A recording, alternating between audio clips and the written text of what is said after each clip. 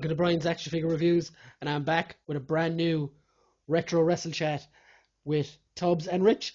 And today we will be discussing Stone Cold Steve Austin versus Triple H from No Way Out 2001, 3 Stages of Hell. So here we go with the video, guys. Enjoy. Don't forget to like, subscribe, and hit the notification bell to stay notified. See you soon.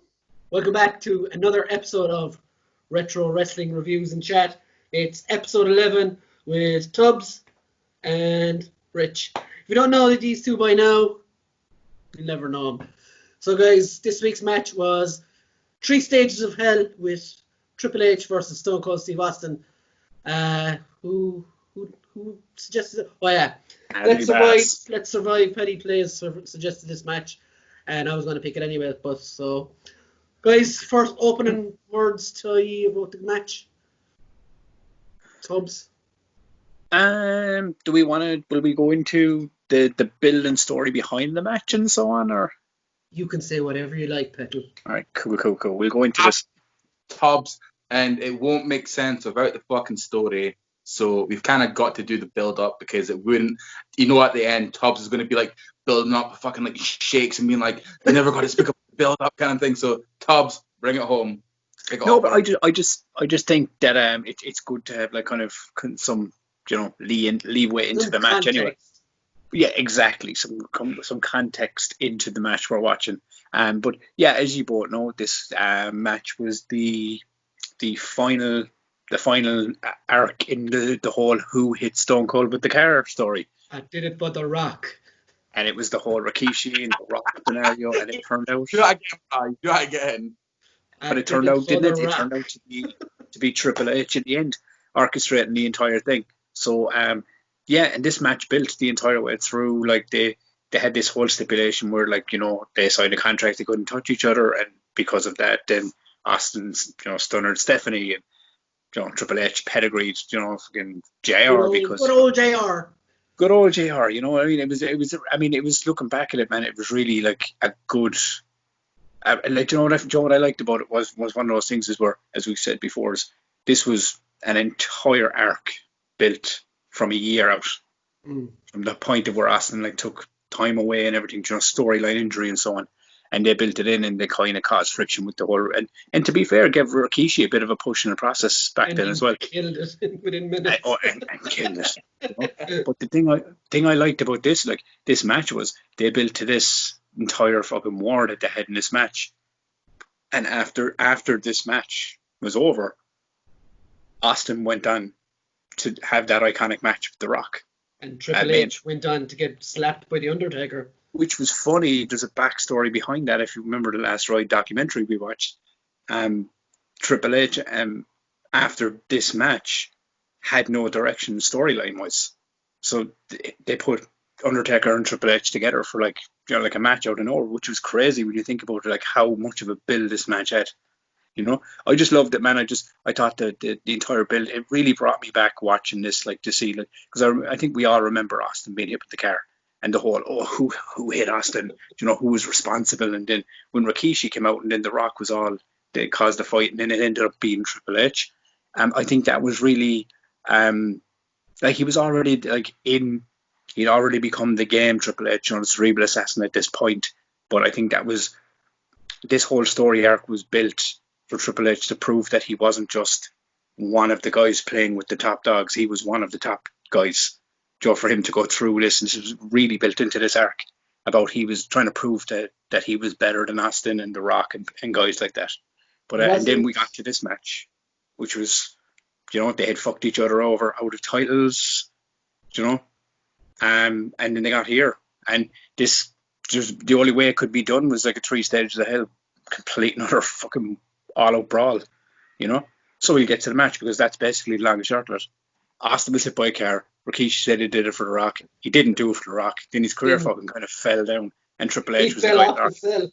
Yeah, he did. He got pushed off the fucking cell, and Triple H was the man behind the entire orchestration of it, and led us to this point, the final arc in the story.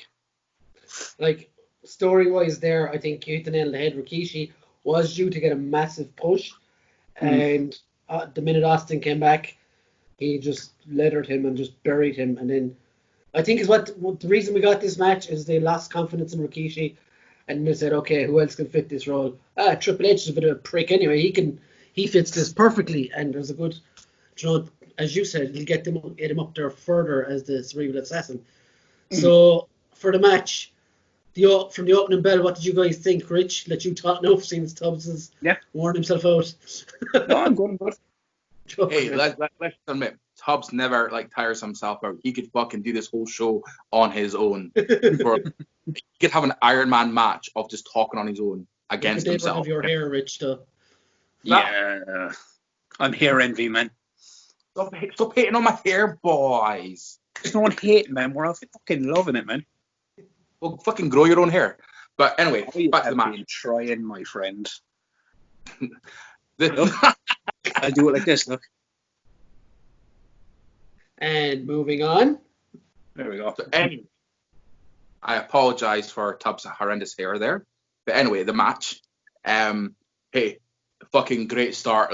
It just kicked off straight away. And that's what this match was needing. If this match was a slow building up one, this would have been a horrendous match. There was tension between these two. So you knew the second they were both in the ring, they weren't waiting for the bells or anything. It was just going to be I'm in the ring, fuck you, kind of thing, and it all kicked off. Out of all the three matches, I actually really enjoyed the first match. But just look at some classic moves. Once again, you never see happening. The spine buster, the arm breaker, just things like that. From Stone Cold, it was just being this man can do some more moves than what we remember what he is capable of doing. He is actually a really great wrestler. So to see him kind of do these extra additional moves was fantastic. I found it quite clever to start off with. You see Triple H, he started working on the neck. Yes, because obviously Stone Cold, main injury is a spine kind of neck injury. But he kind of gives up, and I found it disappointing. He starts working on the leg, and I'm no, continue doing stuff to the neck. Do you know what I mean? Really kind of tire him, because obviously, even though he's just recovered from it, it's an area that he can be working on. But the start of this match was just phenomenal. To me, from the two type of wrestlers that you got, it was a match that you kind of didn't expect that kind of some of the moves that they were pulling off. It was just a good, wholesome match, and it was just so that. I mean, obviously, what we're talking, 2001, 2002? 2001. 2001. It's a while back, but still for these two guys to be doing these kind of, as we would say today, these kind of classic, actually, when you think about quite boring moves, but they do look good.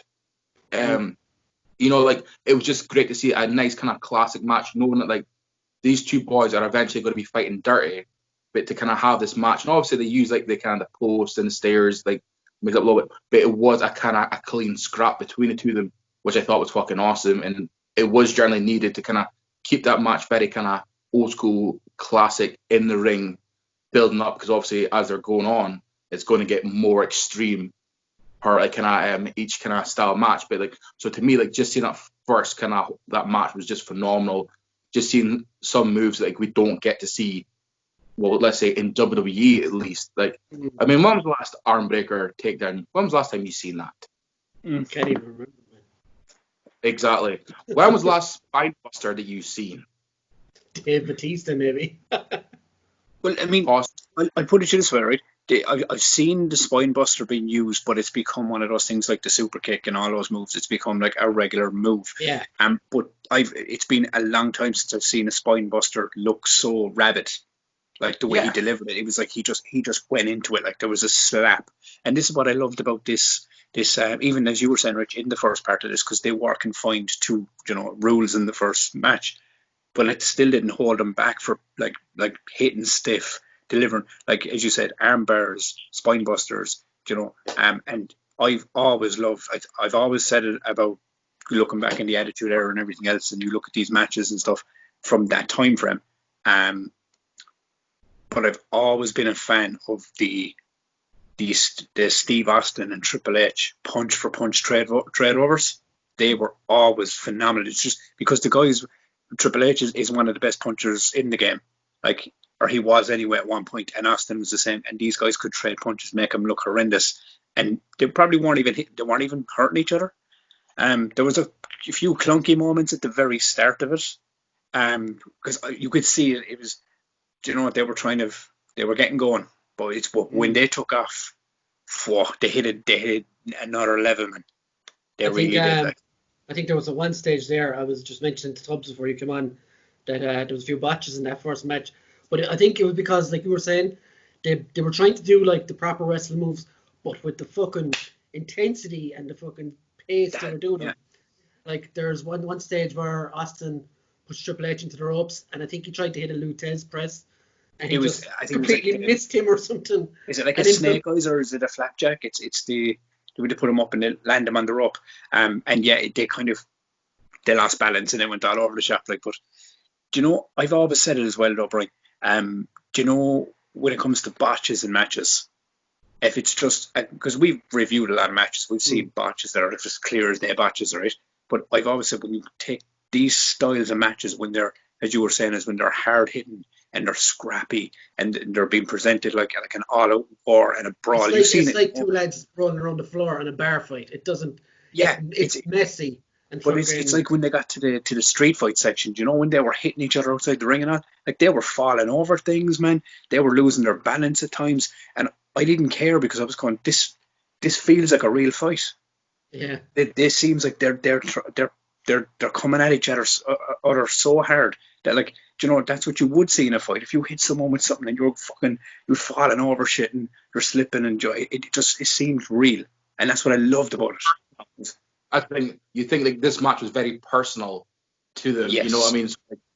So what you're saying is real because it felt like when you see these two guys like I fucking hate you. You know what? I fucking hate you more kind of thing. So it felt so fucking personal to like, you know what I mean? Like it was like that long build. Like they couldn't, like you were saying in the build up, like they couldn't put their hands on each other. And obviously Triple H got the last hit before he signed the contract kind of thing. So you have that kind of built up anger kind of thing. So like it was so personal. Like these guys beating the living fuck out each other, which was actually great because it did really add to that match. And I mean, like, say what you say about like Triple H, like he is potentially like for WWE one of like the best in-ring performers. Mm-hmm. Do you know what I mean? Like, I know a lot of people have got their own opinion. Like he doesn't like putting certain people over, and people like he hates a lot of other people and all that kind of stuff. Austin was one of the worst people for not putting people over as well. Yeah, well, yeah, but like you look back at it, man. Did it well. But if you look back at it when it comes to Triple H, and Joe was saying people Joe have their opinions, and you heard the jokes about like the shovel and Joe how he likes to bury people and all this. But if you look at his win-loss record over time, he's probably got more losses on his card than wins. But is that during his over the entire 25 years? That's like a lot of losses during the Hunter Hearns Houndsley kind of like persona. Not even so much, man. Because if you look at his WrestleMania record, he's lost more matches at Mania than he's won. I think if we want to get Rich's real opinion on Triple H, we should review Triple H versus Sting. But anyway, let's keep going. The finish of the first fall was Triple H landed on the second rope and jumped down to hit Austin. I think like I telegraphed and knew what was going to happen. Like even though it's been so long since I saw it, I don't mind it's still foggy about it. But the minute he landed on that second rope, I was like, I know what's coming here. And Austin just caught him like and stunner straight away. 1, 2, 3. So what do you think of the finish to the first fall? I loved it because it's like you could look at that finish and go, oh, did they botch it? But it didn't matter because it's scrappy. Austin's always been scrappy. Not even with Hollywood Blondes or the Ringmaster Austin, but when he became 316 Austin, that was his style. He was a scrappy brawler. You see him do some crazy shit. Like when he hits people with a chair, he hits the ground before they do. It's things like that. I loved about him. He's completely just fucking. Austin had to change a lot of his style when he got injured that time. It was because of the neck. Brawling style in, and he fucking made it his own anyway. But the thing I loved about it was just the way he hit the stunner. It was like you knew it was coming. Like, I agree with you. Like when he went up and he jumped down, you knew he was jumping in to like grab that kick. But it was when he hit him, he kind of went and he kind of stumbled into it, but he landed it with impact regardless, and he got the win. I agree with what Rich was saying about the first fall, that it was like I had my issues with some of the start of it because there was some clunky issues here and there, but I understand that a story like this, you have like 40 odd minute match, you have 3 falls, you need to build momentum into it to kickstart in. And I believe and I believe it was right the second that first fall happened is when this match just went boom.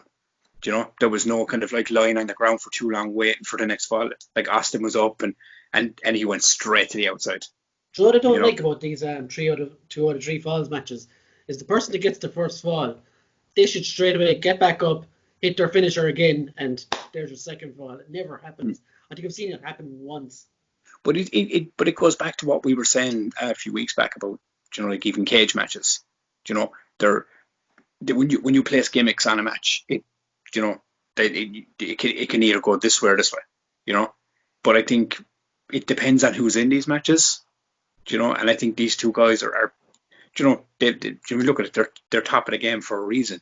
And these 2 guys, as long as the match was, I didn't feel unentertained at any point. I was going, Jesus Christ, they're killing each other. Like they're really fucking hammering each other in this match. It felt like a battle. It felt like a war. Did you were going to get in there? What? See the problem with these kind of matches, like the 3-stage of hell matches, not even like a 2 out of 3 like pinfall match, but like these like 3 stages of hell. They seem to only really be doing in NXT these days. Like if they do happen, right? Roughly what the matches are going to be, and if you're in that arena or if you're watching it, you can see the cage, so fine, like that's the final match, right? How pissed off would you be if Stone Cold got the second pin? Well, Stone Cold fans would be happy, I reckon. No. The cage, I agree with you. That's all I thought about, right? So in my head, I was like, I instantly knew Stone Cold was never going to get the second pin because there would be everyone would be so pissed off being like, there's a cage up there, hang up there, and they never used it. What the fuck? Because Stone Cold got the second pin and won the match. So they don't need that third. They don't need to go to the third round. The third round was there if it was a draw. So that, to me, that really actually for the second match killed it for me. Knowing that you knew that Triple H was going to get the second pin because they had to bring that cage down to be used. I mean, oh dude, there would be a fucking riot in that stadium. And had you not seen this match, Rich? I've totally forgotten about it. This is not one of your typical Stone Cold Triple H matches that I like all these wrestlers that I tend to remember this match. So like I totally forgot who won this match as well. But like just seeing that cage up there and being like, okay, like it's going to like a street fight. It's like cool, like Stone Cold's not winning this. Like there was like any glimpse of hope that Stone Cold was going for a pin. I was like, he's not getting it because they have to go to the third match to bring that cage down. So like that really, to me personally, I don't know, like me saying this to you boys now, but if you were to go back and watch that match now, knowing what I've just said to you, I guarantee it would kind of ruin it to you, knowing that like, well, Triple H has to get this pin because they need to kind of bring this cage down for the final kind of fight. So like honestly, like I really did struggle watching that one because you just knew that Stone Cold could not get that second pin. I kind of knew, like I agree with you a little bit, because I kind of knew once Austin won the first fall that obviously they're going to the cage match, because I'd seen it years ago and I remember the cage match. But as much as I knew, I kind of left it go anyway, because I know, like from watching Triple H against Mick Foley in these kind of matches and all these kind of hardcore matches, I wanted to see how it was going to happen and how far they took it, because I don't fucking remember, being honest. Like, there's going to be a sledgehammer bit in there. There's going to be like a steel steps bit in there, but I could not remember how he pedigreed him to win or vice versa. So I was still engaged despite knowing kind of what was coming, but not knowing, if you get me, as well. I was like that as well. I mean, the way I looked at it was like, I mean, I know what you're saying, Rich, about, like, when the cage is above and, Austin gets the first pin and you're like, all right, Triple H is definitely winning the second pin.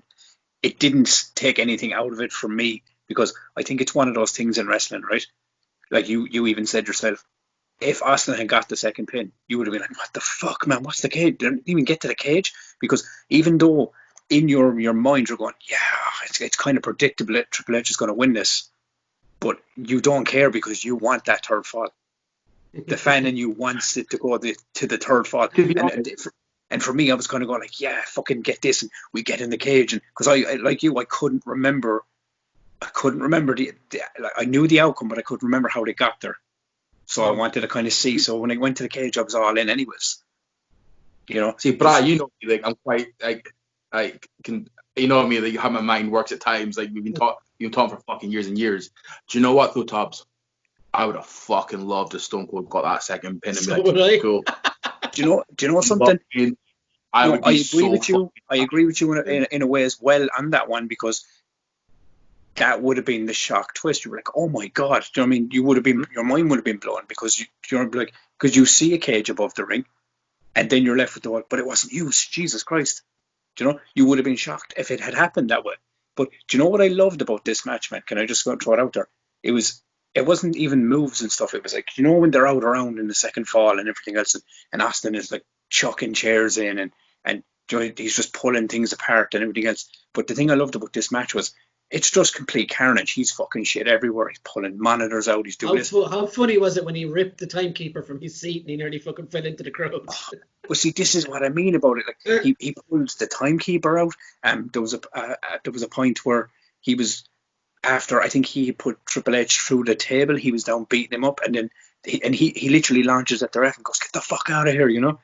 It was just so many moments like that in this match where I was kind of going like, you're so fucking unorthodox, but in the best way possible. Do you know what I mean? There's just, as I said, as if you had seen a match like this in today's like generation of wrestling, like in a WWE environment, like, you know yourself, as you were saying, Rich, it would become formula. Can't get the word. There you go. Brian said the word. It would become this thing which like the first fall, the second fall, the third fall. But you know it's going to go that way. Do you know, there's no surprises.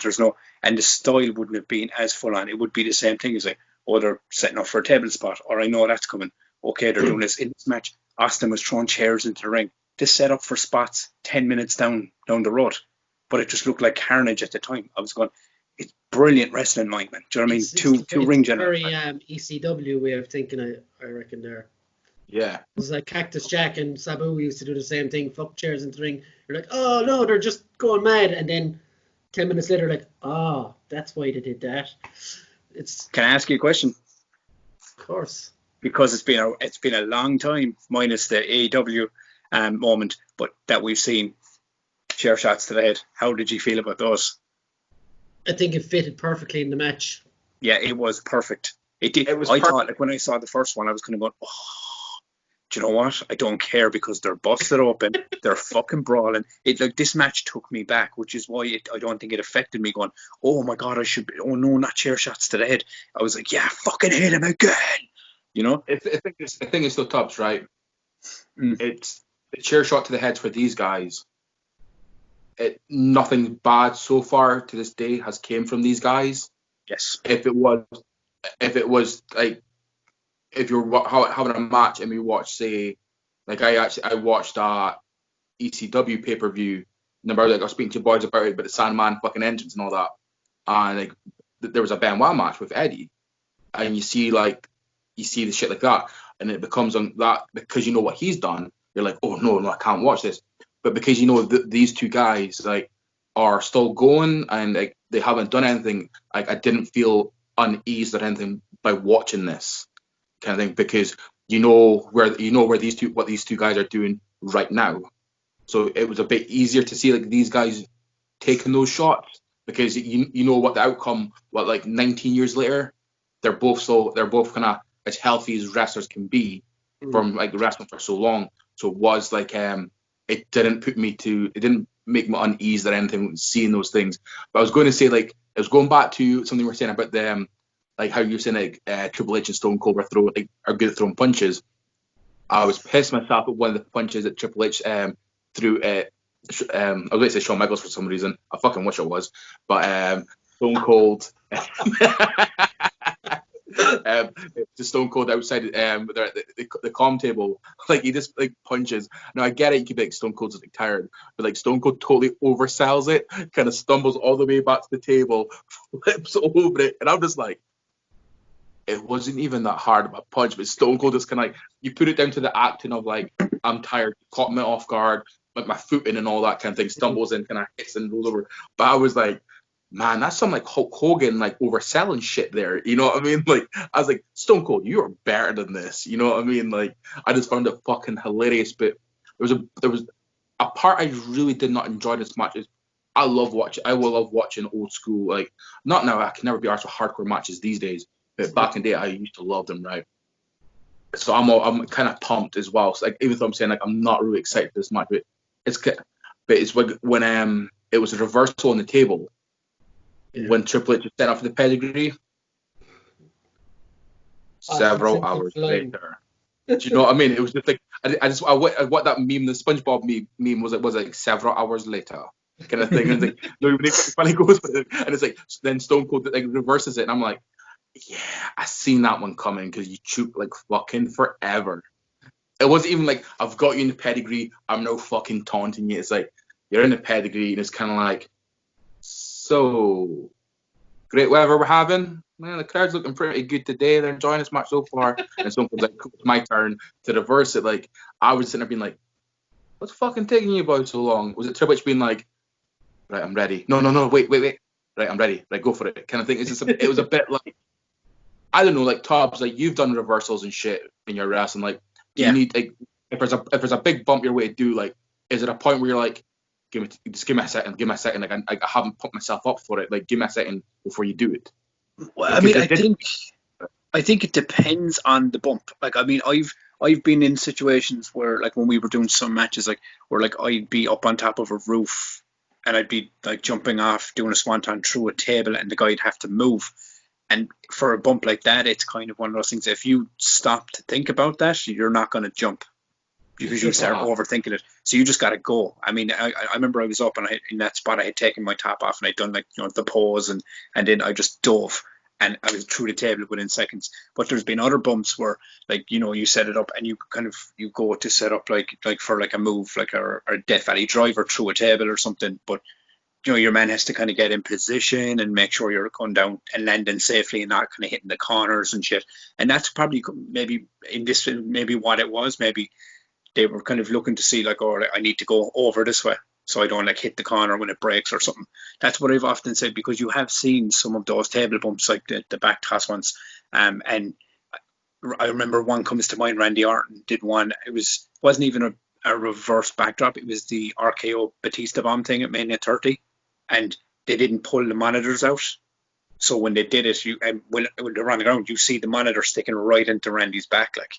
There's certain things that need to be kind of cased, and that's kind of why you see it like before that spot, which is a fucking spot I loved, was when Austin was taking the table apart, he pulled the monitor and all the wires out and then fucking hits fucking Triple H in the forehead with it. But it wasn't even hitting him with it. It was the fact that Austin got caught up in the cables and everything, man. He was trying to pull himself out of the cables. I was going, it was so fucking mental. But I think that was, I'm just going off of like my own personal judgment of watching the spot. I think maybe that's why it took a little longer to set it, was maybe he was trying to get, when Austin pushed him up, to go over and land kind of flatter and not kind of land his neck on the table or something. And then again, it might have been just the two of them could have been fucked by that point. Yeah, it looked like a very flat landing or something, didn't it? It looked like impact to it. Like it looked like he hit the table and went on his ass and legs and kind of came forward, and then the thing dropped or something. It didn't look like he landed flat out and it broke.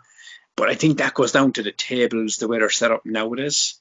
Do you see them? They never break and crack in. It's always they just fall flat. Table just no cells nowadays. It just destroys and falls like. If there was a New Japan table, they wouldn't be having these problems, because they make proper sturdy tables that don't break. They don't fucking break. Do you know what we used to use when we wrestled, man? Was those painting tables?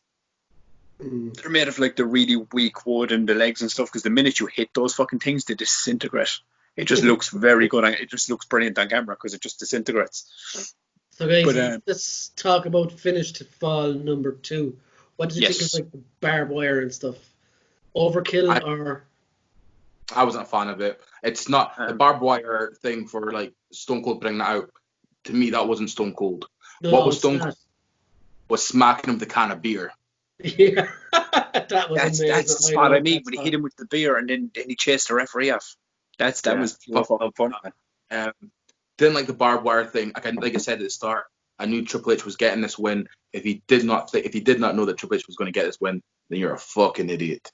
I'm fucking saying it. You got a problem? Leave that shit in the comments. But I will call you an idiot again, kind of thing. But like, it was predictable. It needed to happen to get that cage down, though. Do you know what I mean? So it is what it is. I mean, yeah. I kind of felt like the pin should have happened outside the ring. Do you know what I mean? Just to mix up a bit, kind of thing. Like they were in a crowd and stuff, so it could have just been better if they had it somewhere out the ring than that they like. I did. You imagine if they took that pin and it went to like say the back of the arena, right? And They had to in run there. back for. I mean, it's a street fight. I mean, fucking the King and JR kept telling me that during the whole entire match. Anyway, it was a street fight. But you imagine it, right? The pin in the back. Now they have to fucking brawl all the way back to the fucking cage. Do you know what I mean? So you could have had some dirtier more fighting on the way to the fucking cage. Like that would have been cool. So for me, like the pin was needed from Triple H, but I would just wish it wasn't in the ring. So I was slightly disappointed. I'd Well, sort like, of go on. go on. No, go on. I'd sort of agree with you, man. Like they both were already busted open. I think the barbed wire is very much Mick Foley's thing, or Cactus, or whatever the other guy's name is. No, the other guy, Terry Funk. It was very much their kind of thing. So I didn't think it suited Austin. And Triple H already has his fucking signature weapon with a sledgehammer. So I do think, like, I know it's 3 stages of hell, obviously, but I do think it was maybe a little overkill. But yeah, onto the third fall in the cage. What did you think of that one, guys? I liked like it. Just what I was saying is when it comes to cage matches, they're always a hard one to call because they're very restricted. But I think these two boys utilized the cage very nicely in this. I think it was and actually the shortest fall of the 3, wasn't it? it was, Yeah. and I was glad for that. I think it needed to be because it was by the time they got to the cage, these two boys were battered. They were like in this one, like you could even see it. They were hitting each other they hit each other with their finishers and they kicked out and everything. So it had to come to that moment of they're just going to fucking throw everything at each other now and see what happens at the end. But the thing I loved about it was there was a moment in the cage match was where Triple H gets up on top of the cage to like cower away from Austin, and it was Jim Ross goes, doesn't Triple H know that you can't escape this cage? Doesn't mean you win because it needs to be a pinfall. And Jerry's like, really? I didn't know that. I thought that was a very WCW moment, actually. I just thought it was very good, though. It was kind of going, it's like, yeah, okay, they only have this cage to confine them in the ring. It's not about getting out. It's about just keeping them in that cage and brawling. But I think that going back to the cat wire, what you were saying in the thing, I think they utilized it much better in this chapter. Because even Austin had him pushed against the cage and stuff. Yeah. Yeah, I just felt that because it was one of those things where before that it was like they were swinging it, they'd hit him with it and they'd drop it and they'd go for another weapon or something. In this, it became a thing where they were trying to use it, yeah. and then when Austin finally got it, then and he was trying to pin Triple H against the cage on it and stuff, and I know why. Do you know what I mean? Because at that point, Triple H the blood was starting to fade in his face. They were trying to get more color on his face and stuff to give it that, show more color in the match and stuff. But I just really enjoyed the fact that it wasn't a spot monkey type cage match. It would never be a spot monkey match with these two anyway. No, it wouldn't. But I think they utilized it I think they utilized it very well for just finishing the match for the third chapter, because it was like I felt this whole thing was built like a movie. You had the entire build leading into it, and you had and it was split into 3 chapters. You had the build, getting going in the first chapter. You had the all-out brawl in the second chapter, and then you had closing to the finish at the end. I just thought it was a really, really well laid out match. Now was it perfect? No. There was a couple of spots in it where, thing in the second match I didn't like was when it was good for character character-wise, but for me as a fan, I was going, I could have done without it. It's when Triple H left the ring area and went into the crowd. I was going, oh, here we go now. They're going to brawl inside the crowd for the next 10 fucking minutes. But then Austin just beat him on the step and dragged him back into the ring. I was like, I like that because it seemed like they were going to go into the crowd, but then they brought it back to the ring. It seemed like Austin wanted to keep it within the ring or the area around the ring. Excuse me. But yeah, the third match, the third fall. I mean, it's a cage match. It's the most restricted kind of version you could do, and it's one thing I've always found. I've said, you've heard me say it 1,000 times. I've always found that with any cage matches, I just think these two guys utilised it nicely. They used what they had in the ring. As I said to you, the setup of the chairs and everything else that Austin had been thrown into the ring. Yeah, it was nice when Jerry Lawler was like, when they got the thing, I told you they should have taken him off them before they got into the exactly. cage or whatever. But I'm saying is, but he had he was throwing them in. I mean, don't get me wrong, he used them. Like, one thing we didn't speak about was the barrage of chair shots that Austin hit Triple H with in the second fall. I mean, he fucking battered him like. It was it's been a long time since I've seen that. Fucking brutal. I believe that's to say, fucking brutal. But I think going back to the chair shots quickly there before we move on. What you were saying about Austin and Triple H, when they hit each other in the head, it always looks safer, if that's even possible. The way Austin swings, it's more of an overhand. It's not a straight whack, like, do you know what I mean? He kind of grazes them with the chair. It's never a full-on smack. Hi. But yeah, so the finale of the match and final fall, a kind of double knockout and I don't know, opportunistic fall from Triple H. I don't think myself Triple H was the right winner given what we know now, because Austin was going on to face The Rock and this heel turn with Vince McMahon at the end of that at WrestleMania, and I don't know, it just doesn't make sense for the challenger. I think it does make sense. Like, Stone Cold has always got that hype. He doesn't need any more building. Like, like the crowd are always going to go for Stone Cold, but we're still kind of building Triple H.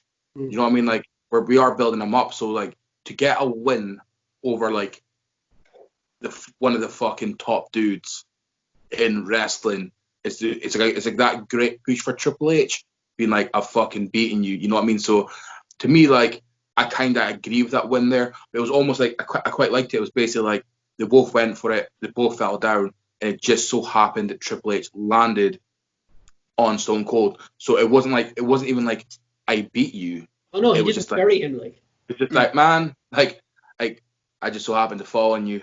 Like, fuck you.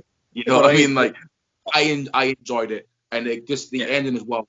Like, and I'm just gonna. You don't even need to ask me later on, so I'll just tell you right now. This ending was one of my highlights, was just both of them lying there. They did not fucking move, kind of thing. And that's this type of match that needs to happen. You've beaten the shit out of each other for like just under 50 minutes. You're fucked. Of course you're going to be lying there being like, I just need to catch my breath. You know what I mean? It was perfect. One thing I will say, you were saying there is like, I agree with you at the end, and they were both lying there and they were completely fucking dead. Like, as you've heard me say it before, these two guys looked like they were in a war. Like, they battered fucking like so much pounds of shit out of each other, and they were just lying there. But they did move, Rich, and they did move because their characters moved. Did you not see what happened when they were lying on the ground? Austin shoved him off, didn't he? No, something got thrown into the ring and hit Austin here in the fucking head, and Austin moved over. That's why he moved. Look back at it in a while and see. I don't know if it was a can or a bottle or something. Something got fucked into the ring. It was a can of beer. The which? It was a can of beer, because that's my favorite spot. That's what it was. I found it. That was my favorite spot. I found it so fucking funny lying there. I just see it was Stone Cold when say throw the victory beer in. I just see the fucking going and then rolling and just smack Stone Cold's head. And I was in fucking stitches with that, because obviously like, they move off each other, but then they kind of continue selling, be like, but you see like that fucking hot Stone Cold, because you see like him holding his head afterwards and being like, man, it doesn't matter how fucking tough you are, getting thrown a can of beer off you in the head is going to fucking hurt, kind of thing. Do you know what I mean? Like, yes, wrestling's fake, but you can't. Yeah, I said it, Tubbs. It's fake. But like man, no matter how tough you are, like you can't fake that. Okay, guys. Worst spot of the match, Rich. Look, like I said it earlier on, so it's kind of predictable. Knowing that Stone Cold would never get the second pinfall, it was just that really fucking took the whole thing away from me. First match was phenomenal, but knowing that there was going to be a third match and it had to happen because they had a cage set up above the ring, so that just fucking destroyed it. Being like, you just knew that like Stone Cold couldn't get like I bet you like 2 out of 3. I got the first 2 fucking pins, so fuck you. That really just fucking ruined it for me, to be honest. Okay. For me, worst spot. I don't know. I suppose it's hard to pick. Like I said, there was a few times like Triple H fell over outside. It looked really funny. That was pretty funny. The time I mentioned already, where they botched the move in the ring in the first fall, it's near the start, I think it was. But yeah, I think overall the worst thing for me was the barbed wire. There was no need for it in that early in the match, even though it's a street fight, even though it's a 3 stages of hell. It just didn't sit right with either character for me. So that would be my worst spot. My best spot, so we might as well just get through all these here. The can of beer, straight up in Triple H's face, fantastic. And the stunner in the first fall as well, out of nowhere. It was dirty, it was awkward, and it looked like it hurt. So yeah, they'd be my 2 best spots. Tubbs? My worst spot in the match was it was in the very, very first match at the very beginning when Austin had Triple H in the corner doing the stomps, and he didn't even hit him. He missed the last 2. It was like he was invisible kicking him. I was going like, oh my god, it's just the worst thing I've ever seen him do. I've never seen him do it that bad. Now later on he laid it in proper, but yeah, that was one of my least favorite spots. Going into the crowd, I wasn't a fan of that. My favorite spot, jeez, I'm trying to think. My favorite spot it was in one out of 2. One of my favorite spots in the match was when Austin just literally started wailing the chair off of Triple H. Like, I mean, you're just killing him with the chair. I love that spot so much because I hadn't seen it in so long. Like, it's been so long since I'd seen that spot being done. I think the last time I can remember it was Mania 17. He repeated that at WrestleMania then. That's what I mean. It was a fucking wicked spot. Like, but there's so many like different things I loved in this match. It was like I loved the second stunner, like the way he like literally he dragged him. But I loved the finish. But I going back to it, I loved the table spot sequence. More so because of the carnage that was attached to it when he put him through the table. Then he hit him with the beer and he was killing him on the floor. And then he like told the ref to go fuck himself. And I was just that entire spot. I was just going. It was just pure, downright, utter madness out of Austin. Like, but there was a lot of great spots in it, man. But you know what I mean, there was a few standouts. But yeah, I just love this match. Okay. I think this match it entertained me. Rich, your best spot and final score. I told you my best spots. Oh, you did. You did. Yeah, just your score then. Sorry. Score. Cut that part. I'm gonna give it a 7. Pretty good. I like it. Yeah, I'll give it a 7. Just like that, knowing I had to go to a third match kind of thing. Like, to me, like they should have just done that whole twist of like Stone Cold got the second fucking pin, won it that way, because that would have really fucked so many people's heads. Were being like, oh, but I thought it was like a 2 out of 3 pinfall. It kind of is, but Stone Cold just happened to get the fucking first 2 pins. Yeah. To me, that'd be fucking fantastic story writing. You know what I mean? You wouldn't have expected it. So like, to me, that really did take that away. So I'll be fair. I'm going to give it a 7. For me, I'm going to give it an 8. It was a great match, but obviously it's messy. It's all over the place, but that doesn't make it a bad match. It's still a great match. An 8 is a good score. And yeah, that's what I'm going to stick with. So Tubbs, wrap us up, because we're hitting that fucking high mark now of no return. Yeah, man. I'm going to give it a stellar 9 because I was entertained from start to fucking from the beginning of this match, from the very very end. There were spots in it I might not have liked, but it wasn't enough. As I said, it's like going back to the Edge and Foley match. It entertained me, and I find when the match entertains you tend those like botches and things like that you normally kind of go, oh, I don't like that, oh, I don't like that. They didn't bother me because I found in this match the botches helped the match. It made it seem more chaotic. It just made it feel like these two guys, as Rich mentioned earlier, had a vendetta.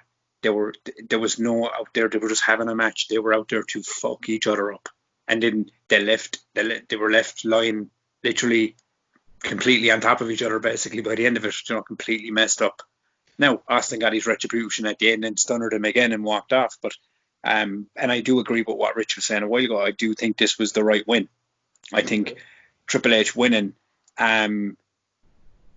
helped the match going into Mania because Austin had that seed of doubt because he lost the match before the big one, and I think they even bring it up in the build to the Rock's match where he says, I have to beat you. You don't understand how much I need this, because he had that in his head that he had lost that match, that entire thing. He came out the loser of that entire fight with Triple H. So I think it was the right, like, fan wise, I wanted Austin to win because I fucking love Austin.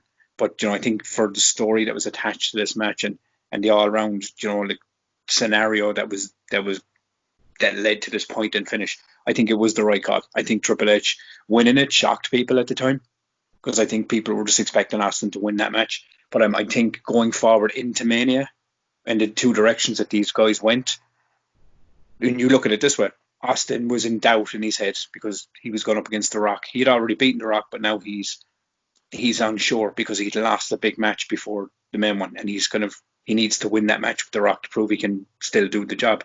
Triple H has won this match and then goes against The Undertaker, so he's riding into that match with confidence against the streak, so it made sense. Okay, guys, thanks again. So next week we're going to be doing the Macho Man Randy Savage versus Ricky the Dragon Steamboat. Some say it's a classic. I'm ready to rip it to bits, you guys.